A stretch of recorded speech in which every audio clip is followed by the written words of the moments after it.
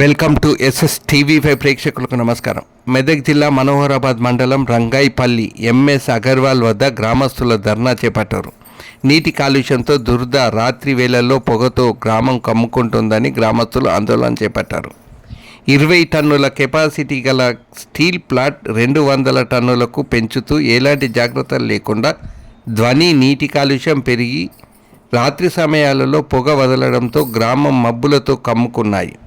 గ్రామస్తులు అనారోగ్యంతో బాధపడుతున్నారు. ఒళ్ళంతా దురద, తాగునీరు కాలుష్యం, చెరువులకు పొల్యూషన్ నీరు చేరడంతో వ్యవసాయం సైతం సాగడం లేదని వెంటనే అధికారులు స్పందించి న్యాయం చేయాలని గ్రామస్తులు కోరుతున్నారు. ఎంఎస్ అగర్వాల్ కంపెనీతో మా బ్రతుకులు, మా పిల్లల బ్రతుకులు, జీవితాలు బుగ్గిపాలు అవుతున్నాయని మొరపెట్టుకున్నారు. రంగాయిపల్లి గ్రామస్తులు ఎంఎస్ అగర్వాల్ కంపెనీ ముందర మురాడి వెంకటేష్, చందుగౌడ్ మరియు ఆధ్వర్యంలో సుమారు రంగాయిపల్లి గ్రామానికి చెందిన 100 మంది కుటుంబాలు ఆందోళన చేపట్టాయి. ఎంఎస్ అగర్వాల్ ఇండస్ట్రీస్ వలన మా గ్రామానికి ఎలాంటి లబ్ధి చేకూరపోగా దీని వలన గాలి కాలుష్యం, నీరు కాలుష్యం, వాతావరణ కాలుష్యం ఉత్పన్నమవుతుందన్నారు. విపరీతమైన శబ్దాలతో రాత్రిలో కునుకు లేకుండా చేస్తున్నారని, అతి భారీ శబ్దాలు రావడంతో పసిపిల్లలు గుండెలు అదిరిపోయే వారి రోదనలు మిన్నంటున్నాయని, అంతేకాకుండా ఎంఎస్ అగర్వాల్ కంపెనీ నుండి కలుషిత నీరు ప్రవహిస్తూ ఊరి చెరువులో కలవడంతో పశువులు, జంతువులు సైతం చనిపోవడం జరుగుతుందన్నారు. ఈ దుర్భర వాతావరణంలో రంగాయిపల్లి గ్రామంలోని ప్రజలు బ్రతకాలా, ఇక్కడి నుండి వెళ్ళిపోవాలా అనే సందిగ్ధంలో ఉండి జీవనం కొనసాగిస్తున్నారని, దీని వలన గజ్జి, తామర వ్యాధులు ప్రబలి శ్వాసకోశ వ్యాధులు ప్రబలి రోగాల బారిన పడి అసువులు బాసిన సందర్భాలు కోకొల్లలుగా ఉన్నాయన్నారు. ఈ కంపెనీలో ఉద్యోగం చేస్తున్న ఉద్యోగులకు రక్షణ లేదని ప్రస్తుతం 30 టన్నులుగా ఉన్న షెడ్లు 200 టన్నుల సామర్థ్యం గల షెడ్లను నిర్మాణం చేపడుతున్నారన్నారు. విపరీతమైన శబ్దంతో పాటు వ్యాధి సమస్యలు ఏర్పడుతున్నాయని మీడియా ద్వారా సమస్యలను వ్యక్తపరుస్తూ ఈ సమస్యపై పలుమార్లు మంత్రుల దృష్టికి, కలెక్టర్ దృష్టికి తీసుకెళ్లిన వారు ఈ కంపెనీ సందర్శించి తిరిగి వెళ్ళిపోయారే తప్ప మాకు న్యాయం చేకూర్చలేదని, ఇకనైనా కలెక్టర్ చొరవ చూపి మా సమస్యలపై ఒక మార్గం చూపాలని గ్రామంలోని యువకులైన చందుగౌడ్, వెంకటేష్, మహిళలతో పాటు ఉద్యోగస్తులు మీడియా ద్వారా తెలిపారు. మొత్తం నష్టమైంది. ఇక ఇంట్లో వయసు ఆమె చచ్చిపోయింది, అప్పుడు పట్టించుకోలేదు. గమ్ల పిల్లలు వాళ్ళు అనాథ పిల్లలు అయిపోయారు. తమ్ముడు, చెల్లె, తమ్ముడు, అన్న వాళ్ళే పట్టించుకోలేదు. అటు తొవ్వ నడిస్తే గొర్రెక చచ్చిపోయింది, అది పట్టించుకోలేదు. మళ్ళీ మాకు నీళ్ళ ప్రాబ్లం ఉంది, పిల్లలకు గీ కూడా వస్తుంది. ఒక్కళ్ళన్నా మరి పట్టించుకొని ఊరు ఎట్లా చెడ్డనా మంచిగా అని అంటలేదు. ఒక్కొక్క ఇంట్లో 3-4 చచ్చిపోతుంది దీని పొగ ప్రాబ్లంలో. పొగ మళ్ళా ఏంటి దుమ్ము. మాకు మంచినీళ్ళు మంచిలేవు. ఇప్పుడు ఏమైనా అడ్డందరికి ఇంట్లో కూడా బోర్ వేసుకొని కడుకుందామంటే ఇట్లా గీకుడు వస్తుంది. మొత్తం గీకుడే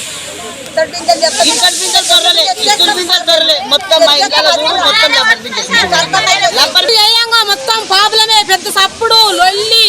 ఇంట్లో ఏమైనా ఇంటి పక్కన చచ్చిపోయినా తెల్లారగా తెలుస్తలేదు. మా పిల్లల్ని ఏమైనా కొట్టి చంపినా మాకు తెలుస్తలేదు. మా ఇంట్లో మొత్తం సప్పుడు, ఒక బాసాల సప్పుడే. ఒక చుట్టం రావాలంటే వస్తలేడు, మేము ఇంటికి పోవాలంటే వస్తలేము. మాకు గులగుల నీళ్ళు చేయంగా మొత్తం గులగుల. మా చెవులు గడ్డవాడంటే పెయ్యంతా గులగుల. మళ్ళీ ఒక్కొక్క ఇంత చచ్చిపోయినలే కానీ బతికిన వాళ్ళు లేరు. మొత్తం రోగాలు, నొప్పులు, ప్రతి ఒక్కటి ఖరాబ్ ఆగట, నీళ్ళు ఖరాబ్ ఆగట, మా రోగాలు వచ్చుడు, మా పిల్లలు ఖరాబ్ ఆగట, మా పిల్లలు అనాథాలు అవుతారు. మేము ఈ చిన్న వేజ్లా మాకు ఇవి అవతారాలు వస్తున్నాయి. ఈ కంపెనీ చేయంగా వాడు ఏ కంపెనీ వేస్తాను, ఏ కంపెనీ వేసిండు, మాకు ఏం ప్రాబ్లాలు వస్తున్నాయి. ఒకసారి ఇంటి కాడికి వచ్చి సప్పుడు ఇనురి. మేము లక్షలు పెట్టి ఇల్లు కట్టుకున్నాము. ఈ కంపెనీ చేయంగా మొత్తం ఖరాబ్ అవుతున్నాము. అడ్డమైన కంపెనీ వేసి మా ఇంట్లో మొత్తం నాశనం అవుతున్నాం, మేము ఖరాబ్ అవుతున్నాము. ఇగో సార్, మాకు పొగ బాగా వస్తుంది, అంత మసి పడుతుంది, మా పిల్లలు పాడవుతున్నారు, గీకుడు వస్తుంది, మా కడుపులు కూడా తర్రలు పడుతున్నాయి. ఈ నీళ్ళు చేయంగా మోటార్లు కూడా మొత్తం పైపులు కూడా మొత్తం సిల్లులు పడ్డ పైప్ ఎక్కడ అన్నింటిని బోరేసి సిల్లు పంటలే బంద్ అయినాయి, మా కూరగాయలు బంద్ అయినాయి. మునూరు బాగా మార్కెట్ పోవాలి, కాలకాలు పోవాలి, కూరగాయలు కొనుక్కొచ్చుకొని తినాలి. మేము ఏం దీన్ని బతకాలి చెప్పము. ఇట్లా నీళ్ళు ఇట్లా ప్రాబ్లం అయితే మేము ఎట్లా బతకాలి? నేనంటే ఇప్పుడు చచ్చిపోతాయి ఏడాదికి. నా పిల్లలు ఎట్లా బతకాలి, పిల్లలు ఎట్లా బతకాలి? అదొక భవిష్యత్తు మేము కావాలి. ఇప్పుడు మేము చచ్చిపోయే కాదు. పట్టి బంద్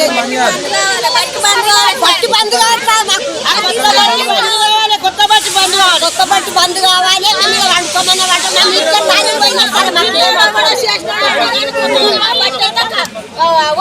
రంగేపల్లి విలేజ్. నా పేరు మురాడు వెంకటేష్. మేము ఒక 1990లో ఇల్లు కట్టుకున్నాము రంగేపల్లి గ్రామంలో. ఈ ఎంఎస్ అగర్వాల్ కంపెనీ అనేటోడు 2004లో కంపెనీ వేసిండు. అది రోలింగ్ మిల్లు పత్తి కంపెనీ వేస్తా అని చెప్పి రోలింగ్ మిల్లు వేసిండు, స్టీల్ కంపెనీ వేసిండు. తర్వాత పర్నేస్ వేసిండు. ఆ పర్నేస్ వేసి మొత్తం స్క్రాప్ తెచ్చి కాలుస్తే మొత్తం మా ఇంటి పక్కకు ఇంట్లోకి వస్తుంది పొగ. మొత్తం జ్వరాలు, దుర్గ, శబ్దము భరించలేకపోతున్నాం. కలెక్టర్ కూడా ప్రజావాణి వేసినాము. కలెక్టర్కు 10 సార్లు 100 సార్లు ఇచ్చినాము. ప్రజా సేకరణ పెట్టి పర్మిషన్ ఇస్తామని చెప్పిండు కలెక్టర్. 2 కలెక్టర్లు వచ్చారు, క్యాన్సల్ అయింది. ఇప్పుడు మళ్ళా ఏ అనుమతులు లేకుండా 200 టన్నుల బట్టేస్తుండు. జింకు ప్లాంట్ వేసిండు ఏ పర్మిషన్ లేకుండా. ఆ జింకు ప్లాంట్ నుండి వచ్చే స్మెల్ మొత్తం పిల్లలు పడిపోతున్నారు, విషజ్వరాలు వస్తున్నాయి. మొత్తం హాస్పిటల్లో లక్షల బిల్లు అవుతుంది. ఈ గరీబులము మేము ఏడికెళ్ళి తెచ్చి పెట్టుకోవాలి. మేము కంపెనీ వల్ల మాకు ఏం ప్రయోజనం లేదు.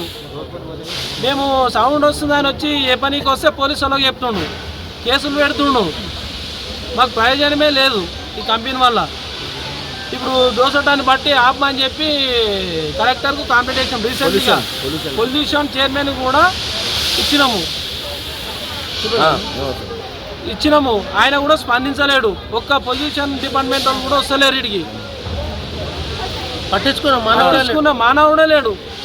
రంగేపల్లిలో ఇప్పుడు కంపెనీ కూడా పోటీ ఏదైతే మేము 1990లో ఇల్లు కట్టుకున్నామో కంపెనీ పడకముందు మొత్తం ఇక్కడ నుండి ఇన్ఫెక్షన్ అయ్యి మొత్తం కాలు పడిపోవడం, కాళ్ళు సర్జరీ చేయడం, తీసేయడం, చనిపోవడం.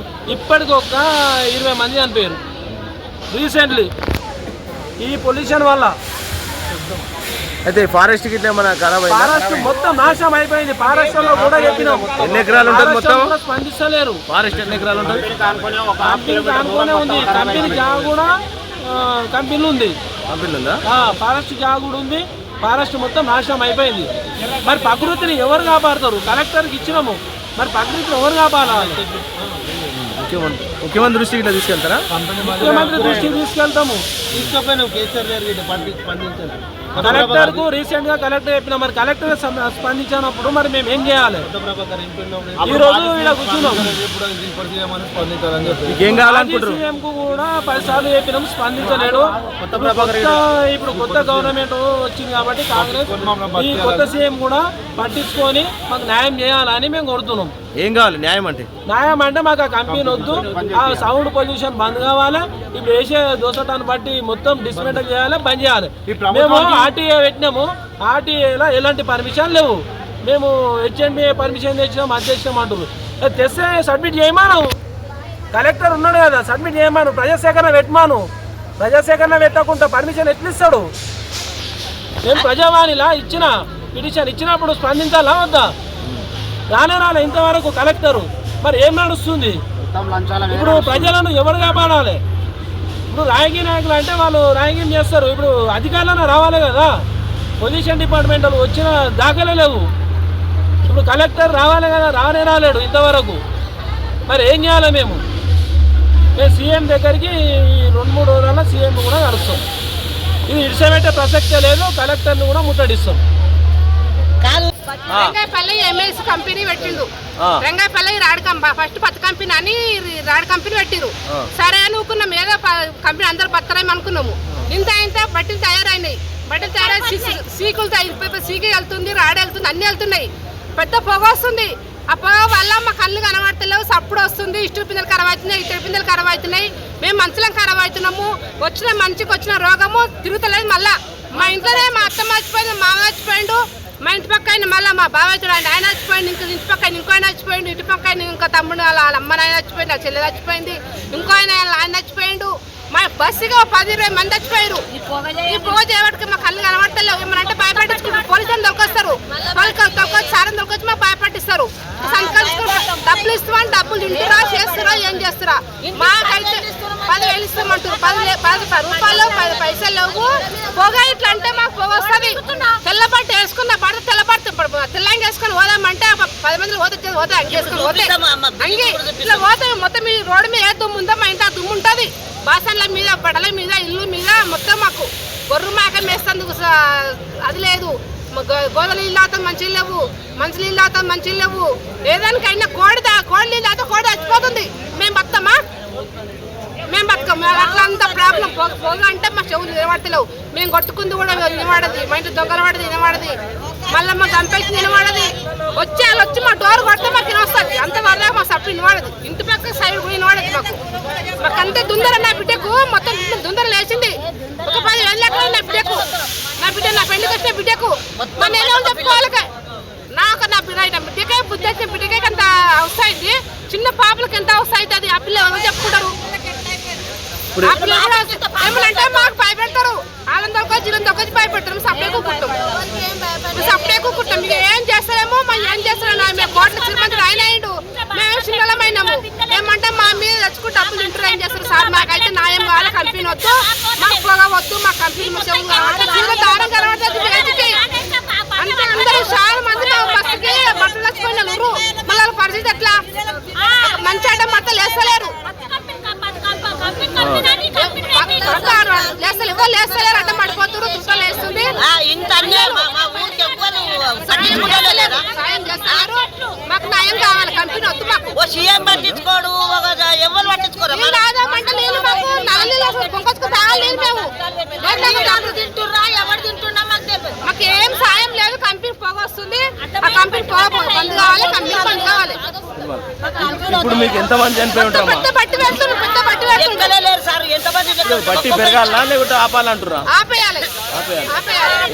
ఎంతమంది చనిపోయి? కంపెనీ వద్దు. కొత్త ఎంతమంది చుట్టాలు కంపెనీ చూస్తారు.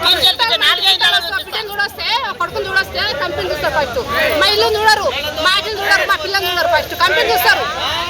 మేము అంతా ప్రాబ్లాలు తెచ్చుకున్నాం. మరి పిల్లలు ఫస్ట్ కంపెనీ ఉందని కంపెనీ చూస్తారు. కంపెనీ ఇంటి దగ్గర ఇంటి ఎంత దూరం లేదు సార్. ఇప్పుడు మీ దగ్గరనే ఉంది. మాకు అందరికి బస్సు దగ్గర లేదు. మాకు అంత లేదు. ఇదంతా ఇప్పుడు ఈ రోడ్డు మీద ఏ దుమ్ము ఉందో మా ఇంట్లో దుమ్ము ఉంటుంది. రోజు ఏడికి కడుకోవాలి. మేము కూడా కష్టాలు చేసుకుంటాం.